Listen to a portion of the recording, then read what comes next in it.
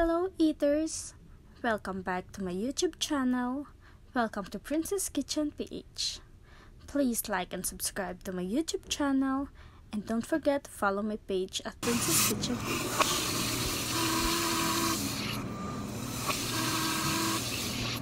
For today's vlog,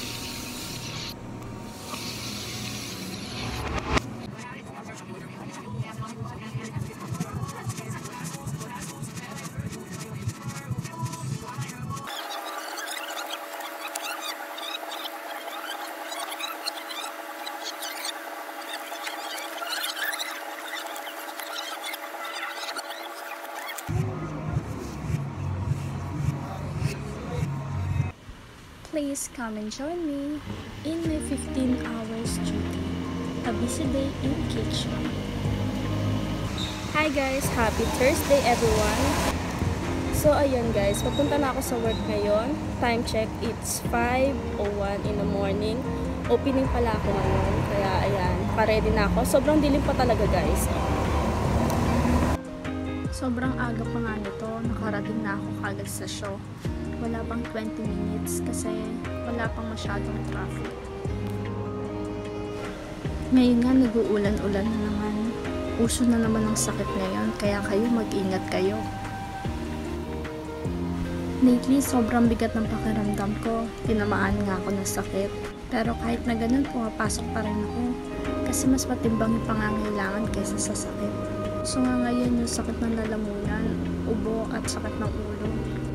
Kaya naman ang ginagawa ko, ang pinakakape ko sa umaga, ginger lemon tea. Tapos yung tubig ko naman sa buong araw, lemon water. Bago nga mag alas 6, nandito na ako sa Baisonja. Hi guys, kararating ko lang sa work. So outfit siya. Palit na tayong uniform. Pagkatapos ko nga magbihes, dumiretso na ako sa loob para tulungan yung kasama ko. Bukod nga pala sa pag-ooperate namin buong araw, bago kami mag-open, ganito nga yung sitwasyon namin. Meron nga kaming online sales na tinatawag, meaning ito yung mga order online sa Instagram, Facebook. Kasama na nga rin dito yung mga order from the other stores, mga order na hindi naman kayang gawin sa store, kagaya ng customized cake at saka yung mga cakes na merong request ng color. Ito nga pala yung commissary namin, kaya dito lahat ng order bumabagsak. Halloween na naman nga, kaya walang masyadong order online, pero marami kaming allocation na gagawin na for display for this incoming Halloween. Nang matapos nga kami sa mga online order, inasikaso ko naman yung mga cupcakes namin for display. Inuna ko na nga muna yung mga vanilla flavor. So, nag-start ako sa vanilla sunshine namin, yung pinaka-classic na flavor ng cupcakes.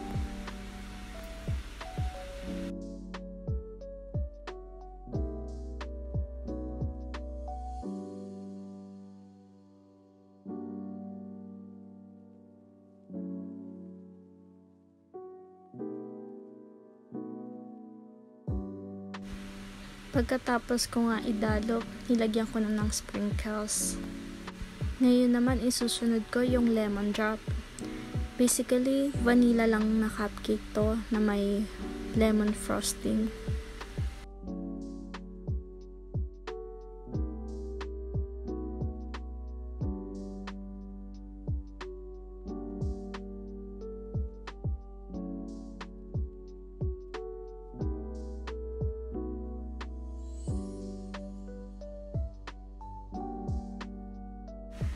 Dalop nga ulit ang design ng cupcake na to.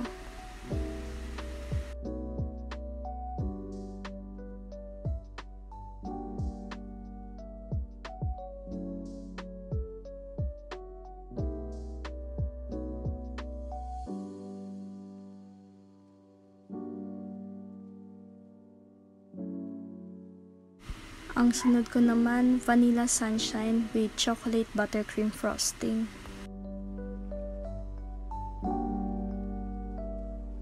Sunod ko naman is yung funfetti. Sobrang mabenta nga yung funfetti namin sa mga kids kasi maganda yung kulay, rainbow. Yung next naman na ipapipe ko is Cookie Monster. Basically, vanilla cupcakes na may cookie dough, chocolate chips. Tapos, yung frosting naman niya is buttercream frosting with chocolate chips and cookie top.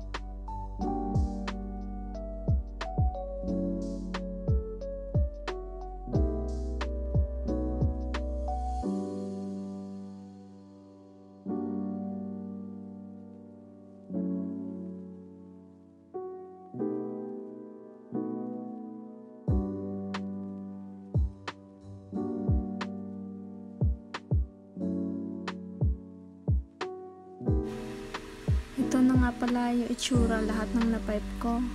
Ngayon, ready na tayo mag-display.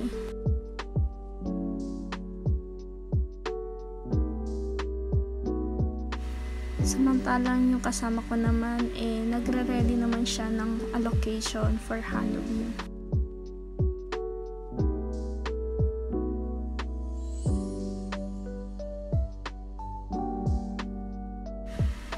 Mga 7:30 na umaga, nag-aayos na nga ako ng showcase namin dahil 30 minutes na lang mag-o-open na ang By Sondra.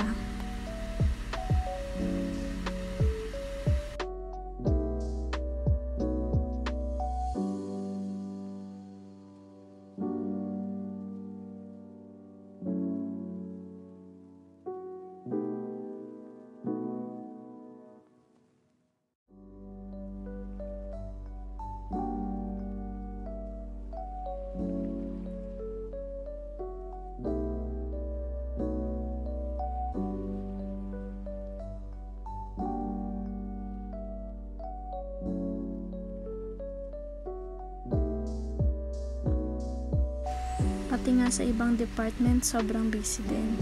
Nagre-ready na rin sila ng for display. Ito nga, gumagawa sila ng lemon cake.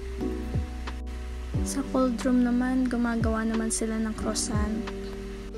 Lahat nga ng product namin is freshly baked. Kaya naman kapag umaga, sobrang busy talaga. Halos lahat ng tao may ginagawa. Lahat nga ng products namin, sobrang mabusisi. Lahat ng products namin talagang pinag-isipan. Kagaya nga nitong croissant na to, kada fold mo nga nitong dough, kailangan yung butter mo galing sa chiller. Kailangan matigas. Pagkatapos nga niyan, mahaba-habang proseso pa sa pagre-rest ng dough bago mo siya tuluyang mabake. Bukod pa nga dyan, pagkatapos namin siyang i-bake at luto na siya, lalagyan pa namin siya ng mga filling kagaya ng mushroom, brie cheese, arugula, or meron din naman kaming ibang flavor. Yung isang sandwich naman namin, ang pangalan nun, tomato croissant sandwich. Meron siyang tomato, prosciutto, mozzarella, and basil oil. Pagkatapos nga namin siyang ma-assemble, ito na, binigay na siya ng R&D sa amin. Pwede na namin siyang i-display sa showcase. Ito nga, i-assemble ko na yung showcase namin. Inuna ko na nga i-display itong mushroom croissant namin.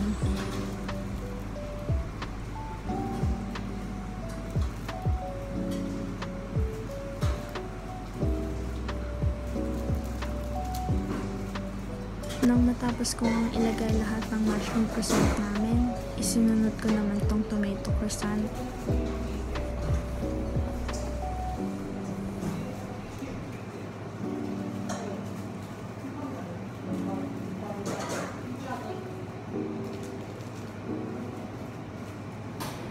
Ito na nga ngayon yung itsura ng display namin. Habang nag-aayos nga ako ng display namin, hindi ko na namalayan na naayos na pala yung dining area namin na kasama ko.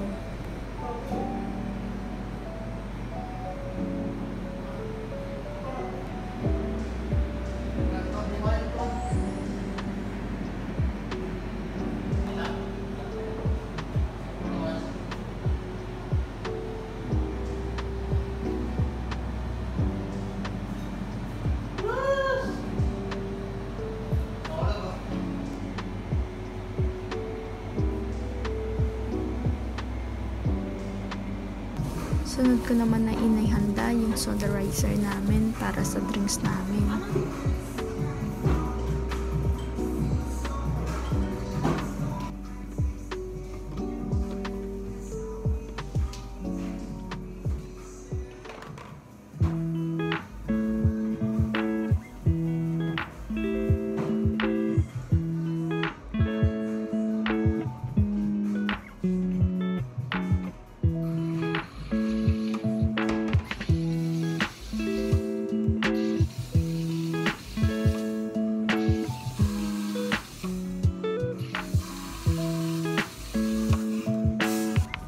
Tapos ko ang gawin tong soderizer, ayan nga, hindi ko na siya mabuksan. Hindi ko na siya matanggal sa pagkakakabit niya. Nag-call a friend lang ako dyan. Una kong tinawag si Ate Irish.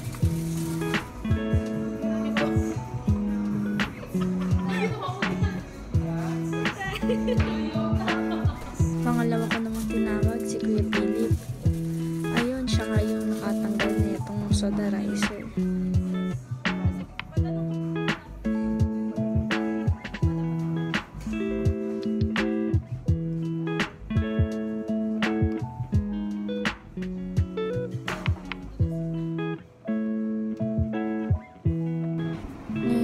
Magpe-prepare na ako sa bar. Titimbang nga lang ako dito ng beans para mamaya pag may umorder, tuloy-tuloy na yung order. Nag-ready nga lang ako dito ng 18 grams na beans.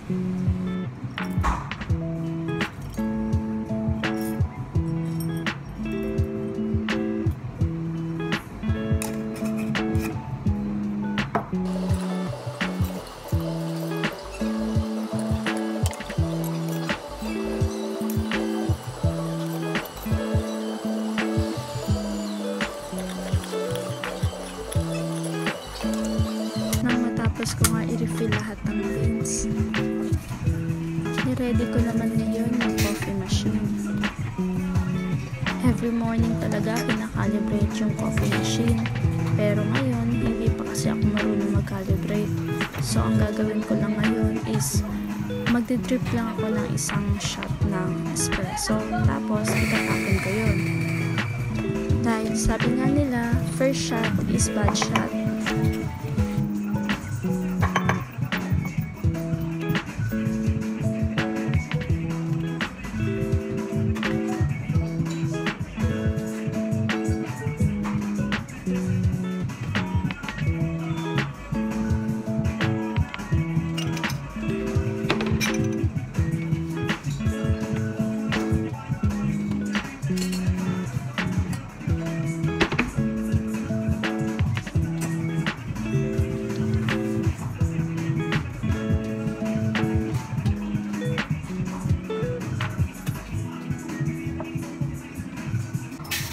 Sa pangalawang break na ng coffee, ito na yung kakapin ko ngayong umaga.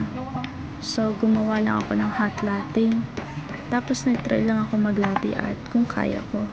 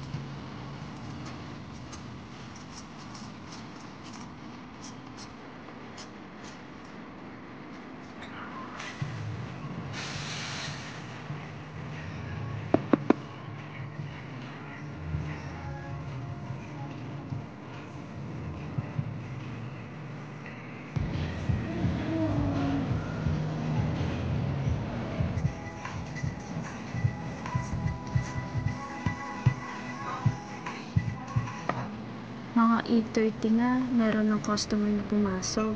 Meron ng umorder sa amin ng drinks. Ang order nga sa amin is iced americano. Kaya naman, tara, gawa tayong kape.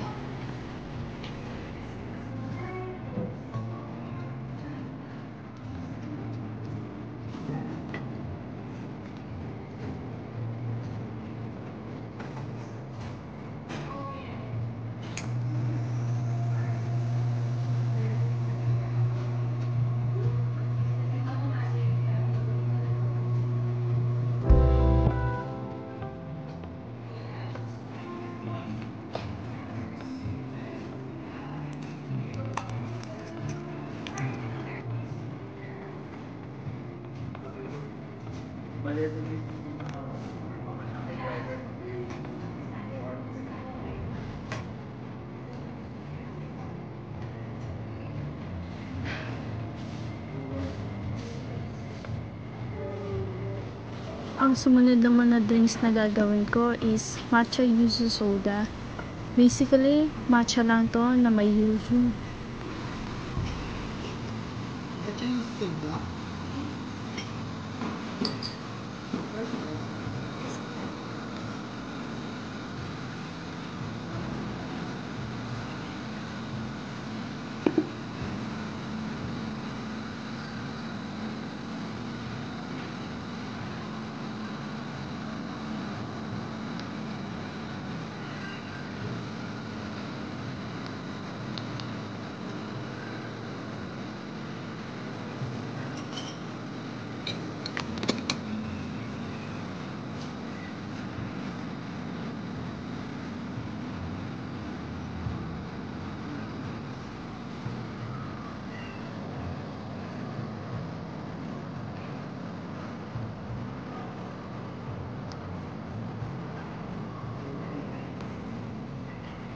Bida-bida kasi.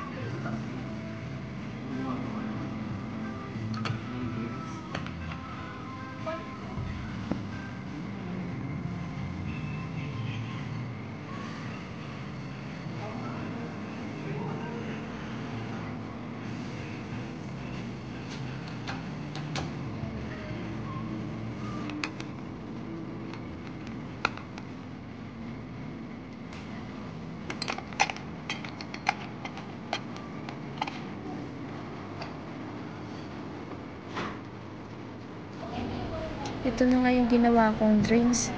This is our matcha yuzu soda.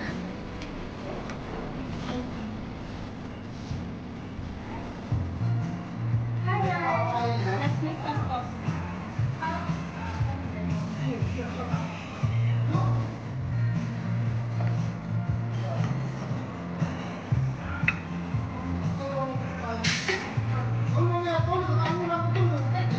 Sige, kumain ka na pala, Prince.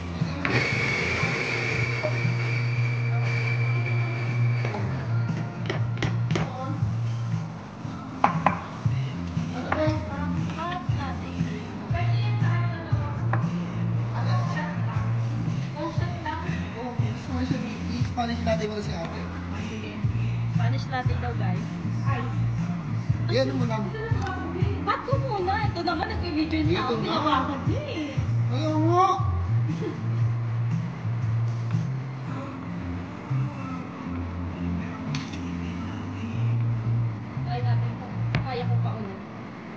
Tamba-tamba na.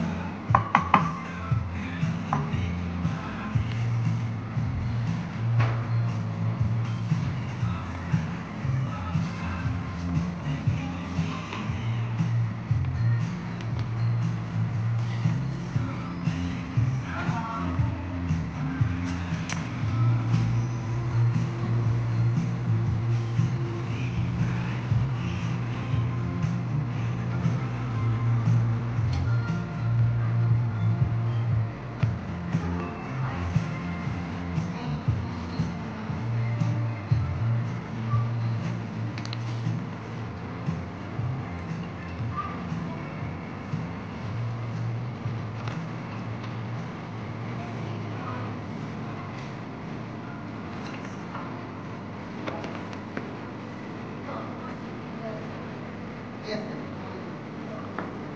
Okay.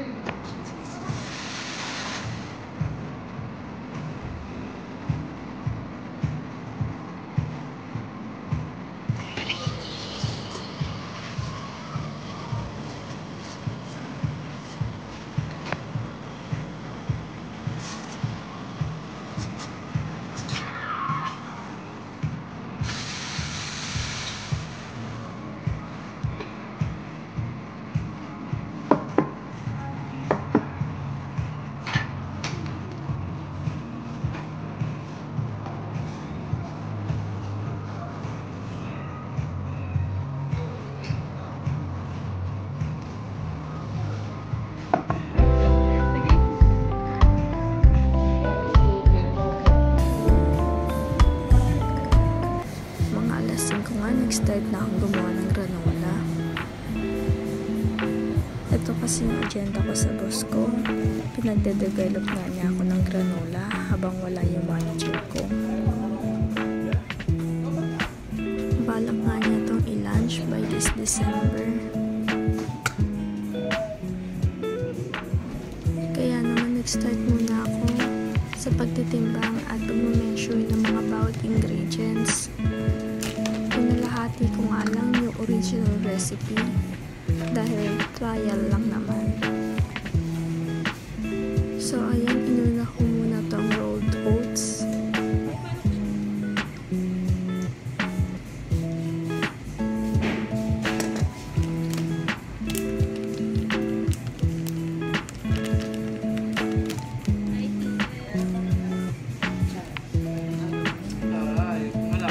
Sunod ko naman i-measure itong roti can. Gagawin daw yan, sabi ni sir. This is roti can.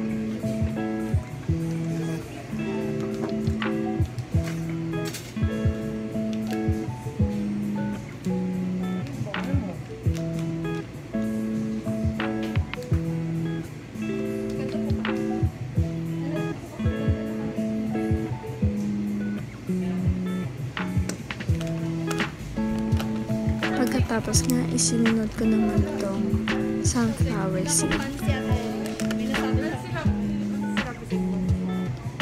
Ano nga sinabi sa'yo? Kinakabahan siya. Sa bakar. Ano sabi? Wala? Hindi ako. Ikaw. Ikaw ano bibigyan mo? Sagot ka. Rinig ka na sa camera.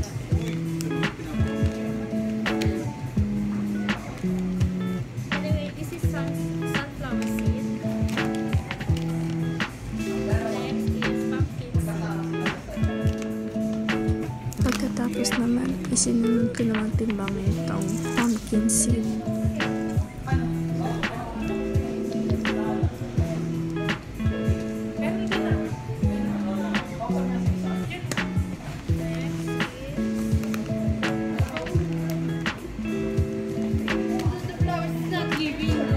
Ngayon, itong huling ilalagay ko is dried coconut chips.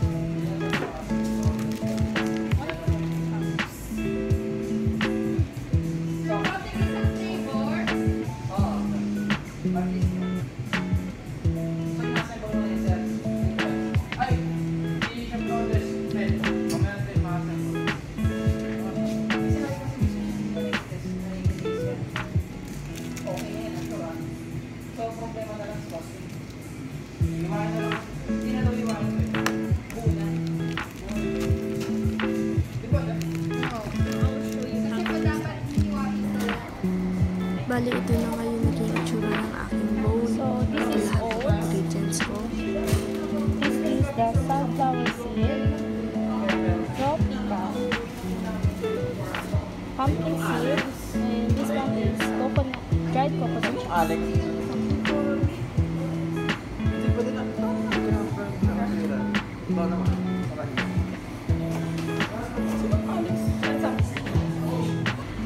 Nang matapos ko nga i-combine yan, pinreheat ko muna yung oven sa 250 degrees.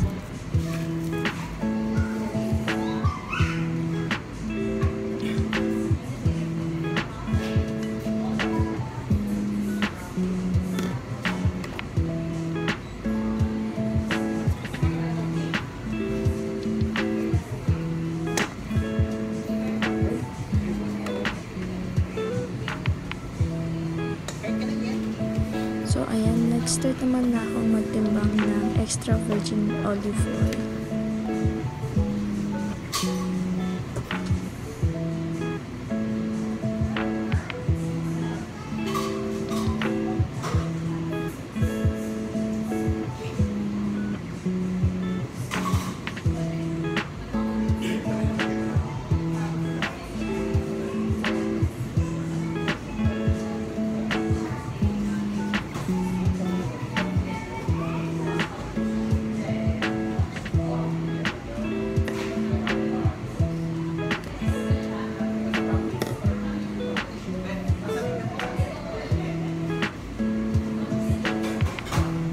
Yung next naman na ititimbang ko is date syrup naman yan.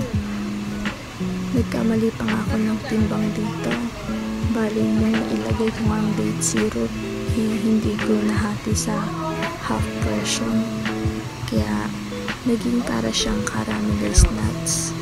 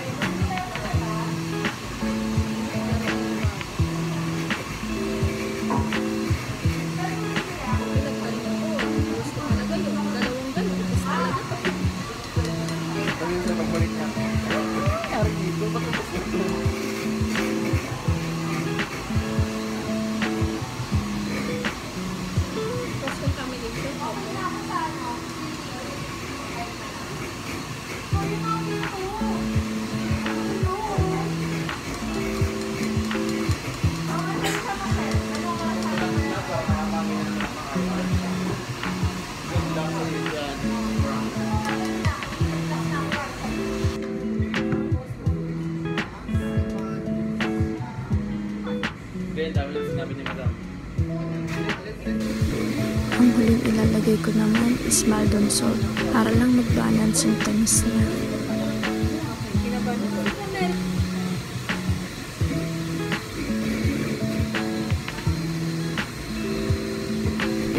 I-mix ko nga lang to until well combined. Pagkatapos, ready ko na siyang i-bake.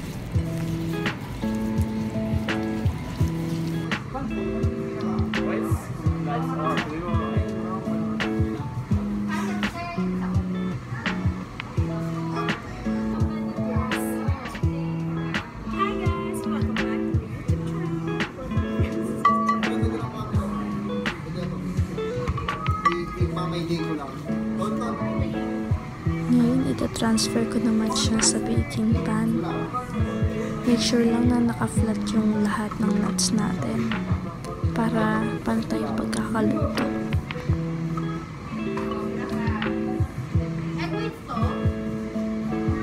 As you can see nga na naparami na talaga yung date syrup ko dyan. Kaya ang ending niya, tumigas siya.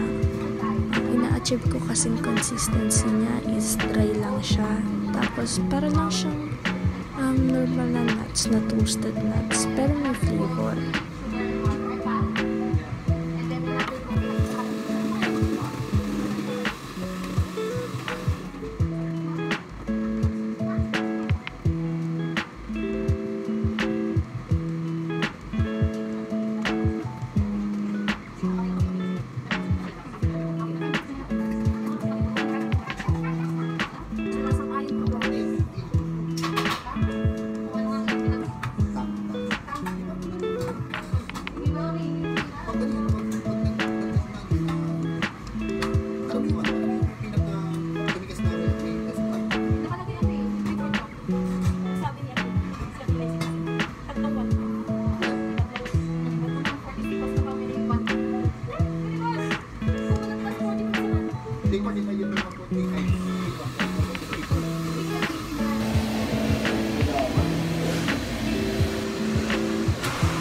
Bali, sinalang ko nga lang to sa oven na 250 Celsius.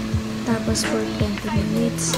Pero dahil nasa tingin ko hindi pa luto yung oats, kaya nun mag-a-adjust pa ako. Baka gagawin ko pa siyang 30 minutes to 40 minutes.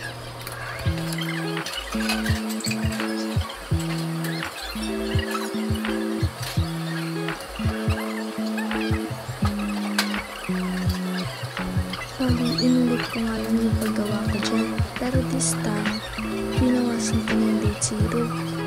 Hinati ko na yung portion niya, kaya ganito na yung consistency niya. Medyo dry na siya.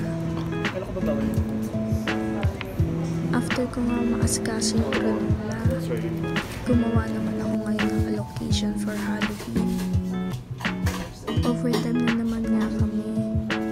Bali, tinatapos lang namin yung allocation namin para sa ibang stores. Dahil nga hindi na rin kaya ng aming cake decorator na gawin tong mga allocation, gawa ng maraming ang customized cake.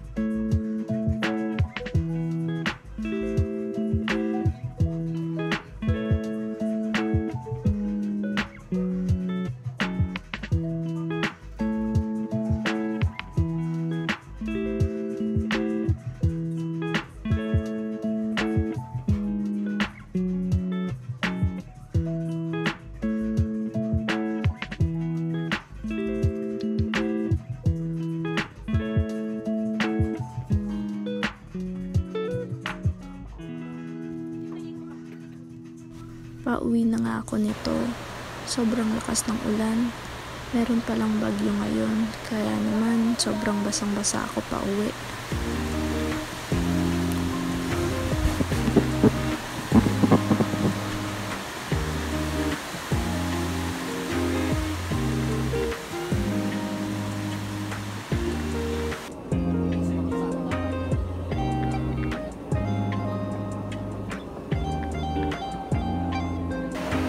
Ito nga, nakarating na ako ng show. Ngayon, makikipagsapalaran naman ako sa pag-aantay ng jeep.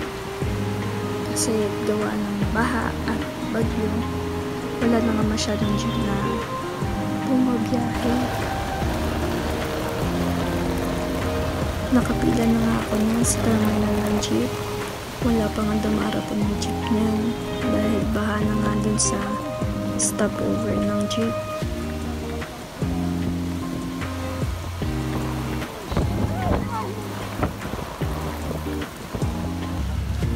Ito na nga, baha na nga sa mga ibang daan. Pati nga dun sa way na papunta sa amin, baha na rin. Kaya naman wala akong choice kundi lumusob sa baha para makauwi lang. O siya, hanggang dito na lang yung vlog na to. Maraming salamat sa panonood. If you like this video, please like and subscribe to my YouTube channel, and don't forget to follow my page at Princess Kitchen PH. Thank you so much for watching, and see you in my next video. Bye!